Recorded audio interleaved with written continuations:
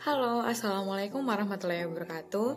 Perkenalkan kami dari kelompok 5 mata kuliah perpajakan dengan dosen pengampu Bapak Fatkur Rahman Al-Banjari, SEME, dengan materi PPH. Kami yang beranggotakan Nisa Sanya Karaman dengan NIM 193, Pentana Anggun Setiana dengan NIM 196, dan Risto Putri Setiahadi dengan NIM 203. Akan dijelaskan oleh Saudari Pentana Anggun Setiana. Pengertian PPH. PPH atau pajak penghasilan adalah pajak yang dikenakan kepada orang pribadi atau badan atas penghasilan yang diterima atau diperoleh dalam suatu tahun pajak.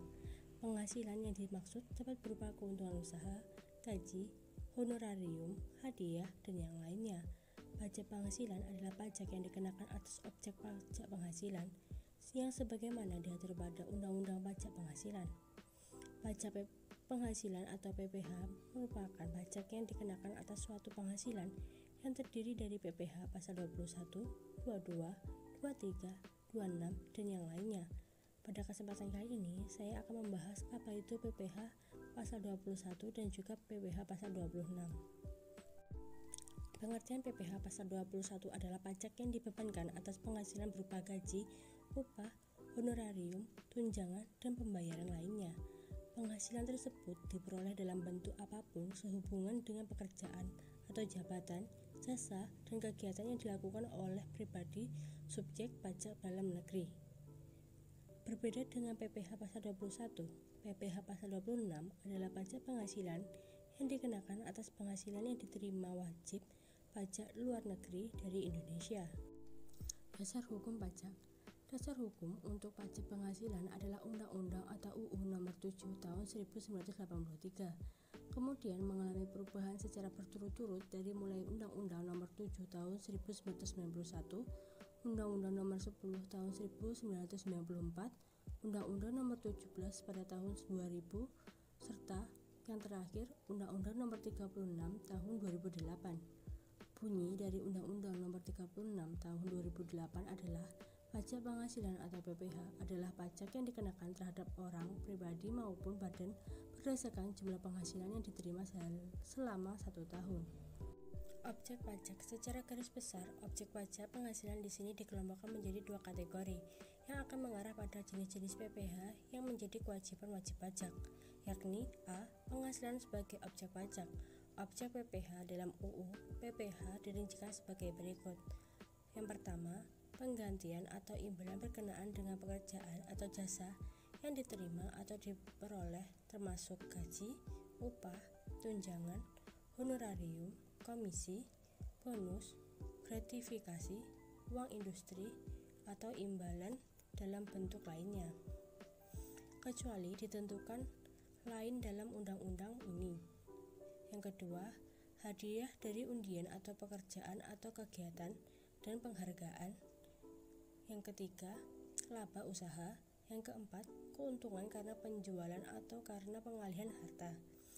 Yang termasuk diantaranya yaitu: yang pertama, keuntungan karena pengalihan harta kepada perseroan, persekutuan, dan badan lainnya sebagai pengganti saham atau penyertaan modal. Yang kedua, keuntungan karena pengalihan harta kepada pemegang saham, sekutu, atau anggota yang diperoleh perseroan, persekutuan, dan badan lainnya. Yang ketiga, keuntungan karena likuidasi, penggabungan, peleburan, pemekaran, pemecahan, pengambil alihan usaha atau reorganisasi dengan nama dan dalam bentuk apapun. Objek PPH selanjutnya adalah yang kelima, penerimaan kembali pembayaran pajak yang telah dibebankan sebagai biaya dan pembayaran tambahan pengembalian pajak. Yang keenam, bunga termasuk premium, diskonto, dan imbalan karena jaminan pengembalian utang. Yang ketujuh, dividen dengan nama dan dalam bentuk apapun, termasuk dividen dari perusahaan asuransi kepada pemegang polis dan pembagian sisa hasil usaha koperasi. Yang kedelapan, royalti atau imbalan atas penggunaan hak. Yang kesembilan, sewa dan penghasilan lain sehubungan dengan penggunaan harta. Yang kesepuluh, penerimaan atau perolehan pembayaran berkala. Yang ke-11, keuntungan karena pembebasan utang, kecuali sampai dengan jumlah tertentu yang ditetapkan dengan peraturan pemerintah. Yang ke-12, keuntungan selisih kurs mata uang asing. 13.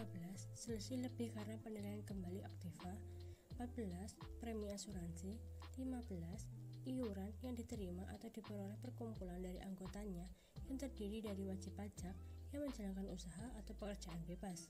Yang 16. Tambahan kekayaan neto yang berasal dari penghasilan yang belum dikenakan pajak. 17. Penghasilan dari usaha berbasis industri. 18. Imbalan bunga sebagaimana dimaksud dalam undang-undang yang mengatur mengenai ketentuan umum dan tata cara perpajakan. Yang terakhir, karena surplus Bank Indonesia. Kategori objek PPh selanjutnya adalah penghasilan yang dikenakan PPh final. Sedangkan penghasilan yang dikenakan pajak penghasilan bersifat final adalah A. Penghasilan berupa bunga deposito dan tabungan lainnya, bunga obligasi dan surat utang negara, dan bunga simpanan yang dibayarkan oleh koperasi kepada anggota koperasi pribadi. B. Penghasilan berupa hadiah undian.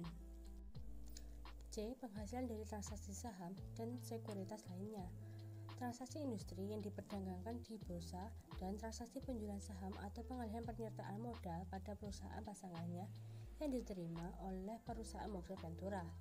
D. Penghasilan dari transaksi pengalihan harta berupa tanah atau bangunan, usaha jasa konstruksi, usaha real estate, dan persewaan tanah atau bangunan. E. Penghasilan tertentu lainnya yang diatur dengan berdasarkan peraturan pemerintah penghasilan yang dikenakan PPh final. Baik, materi selanjutnya akan dijelaskan oleh Saudari Risto. Materi selanjutnya yaitu tentang subjek PPh. Subjek PPh adalah orang atau pihak yang bertanggung jawab atas pajak penghasilan yang diterima atau diperoleh dalam tahun pajak maupun bagian tahun pajak.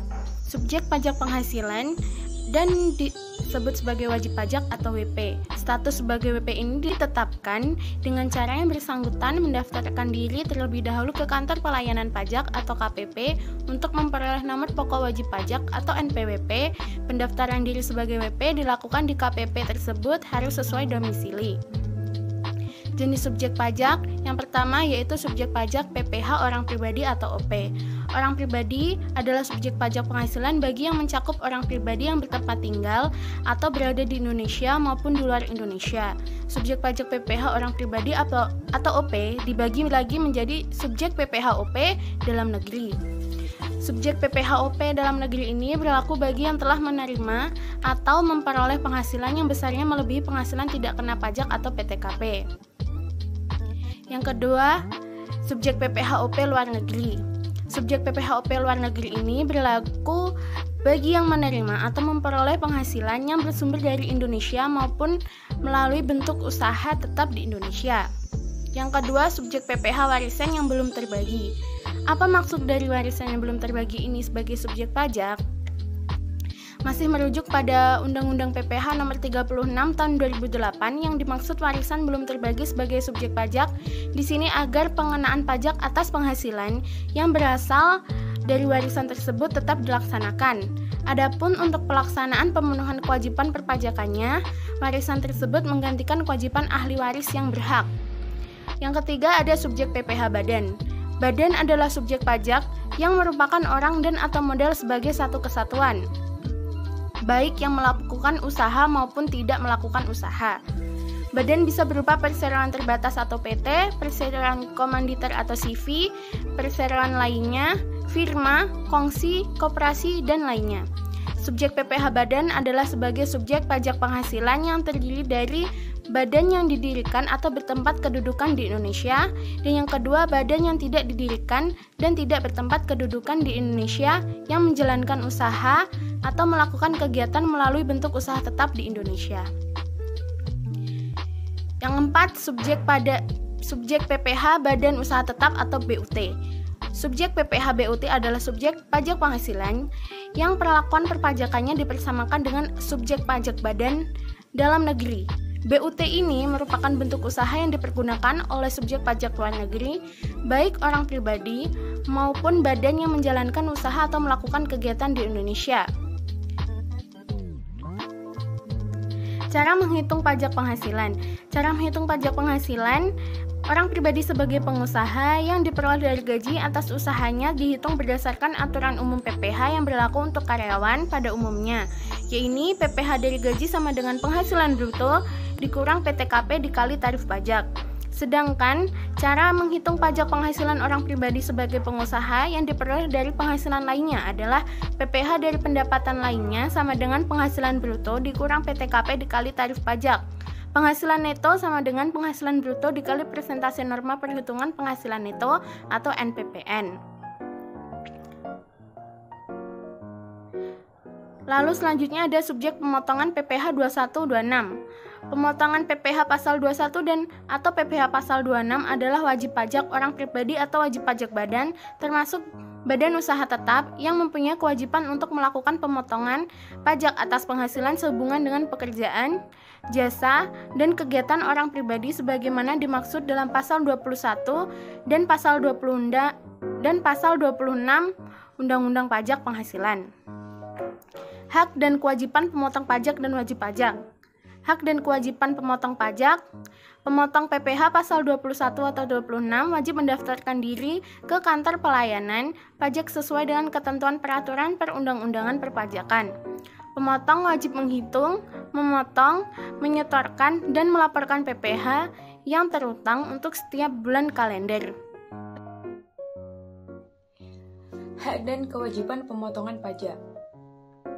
Hak dan kewajiban pemotongan PPh pasal 21-26 wajib mendaftarkan diri ke kantor pelayanan pajak sesuai dengan ketentuan peraturan yang berlaku pada perundang-undangan perpajakan. Pemotong wajib menghitung, memotong, menyetorkan, dan melaporkan PPh yang terhutang untuk setiap bulan kalender. Baik, saya akan menjelaskan tentang hak dan kewajiban wajib pajak. Hak dalam wajib pajak yang pertama adalah melakukan pemeriksaan tanda pengenal dengan meminta surat perintah pemeriksaan, menerima penjelasan terkait maksud dan tujuan pemeriksaan, meminta detail perbedaan antara hasil pemeriksaan dan SPT, serta hadir dalam pembahasan akhir dalam batas waktu yang ditentukan. Yang kedua yaitu hak mengajukan keberatan banding dan peninjauan kembali. Apabila wajib pajak tidak setuju mengenai surat ketetapan pajak dari Dirjen Pajak, maka dapat mengajukan keberatan. Bahkan mereka juga berhak untuk mengajukan banding sehingga peninjauan kembali ke Mahkamah Agung. Yang ketiga adalah hak atas kelebihan pajak jika wajib pajak membayar pajak dengan jumlah yang lebih banyak dari seharusnya, maka mereka berhak menerima kelebihan bayarannya dengan mengirimkan surat permohonan ke kantor pajak pertama yaitu atau KPP atau melalui surat pemberitahuan atau SP. Yang keempat adalah hak pengembalian pendahuluan kelebihan pembayaran pajak. Bagi wajib pajak yang termasuk wajib pajak patuh, maka berhak mendapatkan pengembalian pendahuluan kelebihan pembayaran dalam waktu minimal 1 bulan untuk PPN dan 3 bulan untuk PPh terhitung sejak surat permohonan diterima di Dirjen Pajak. Yang kelima yaitu hak untuk pengaksuran atau penundaan pembayaran. Yang keenam, hak kerahasiaan. Yang ketujuh, hak pengurangan pajak bumi dan bangunan atau PBB. Yang kedelapan, hak penundaan pelaporan SPT tahunan.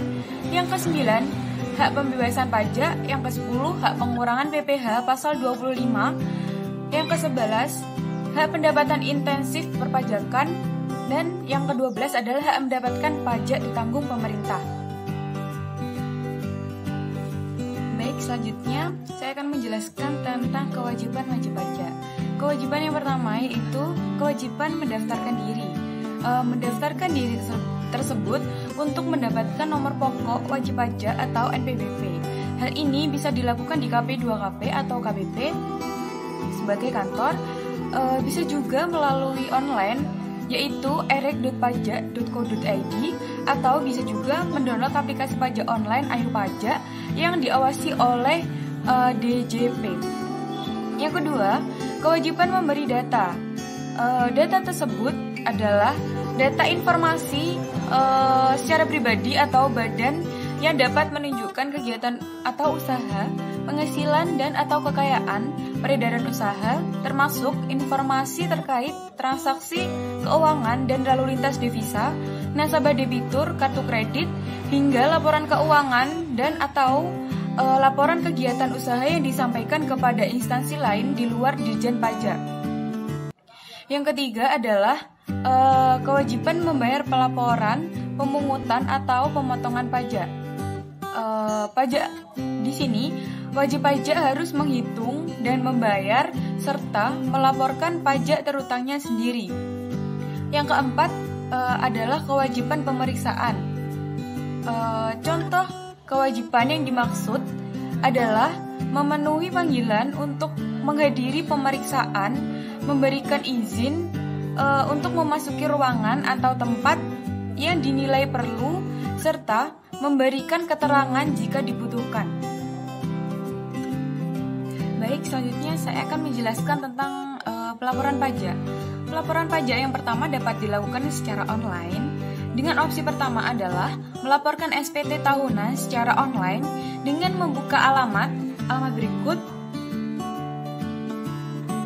Lalu, bagi WP yang ingin melaporkan SPT tahunan secara online melalui e-filing, harus sudah memiliki e-find atau Electronic Filing Identification Number. Jika belum memilikinya, maka WP harus datang ke kantor pajak terdekat untuk memperoleh e-find. Setelah mendapatkannya, jangan lupa melakukan aktivasi akun. Jika urusan e-find sudah beres, langsung masuk ke laman pelaporan SPT dan login menggunakan nomor wajib pajak atau NPWP. Kata sandi yang sebelumnya telah dibuat dan mengisikan kode untuk verifikasi. Setelah itu menjawab pertanyaan yang ditampilkan sesuai dengan profil sebagai WP, kemudian mengisi formulir SPT yang tersedia dengan cermat dan benar. Selanjutnya, offline atau datang langsung di kantor pajak.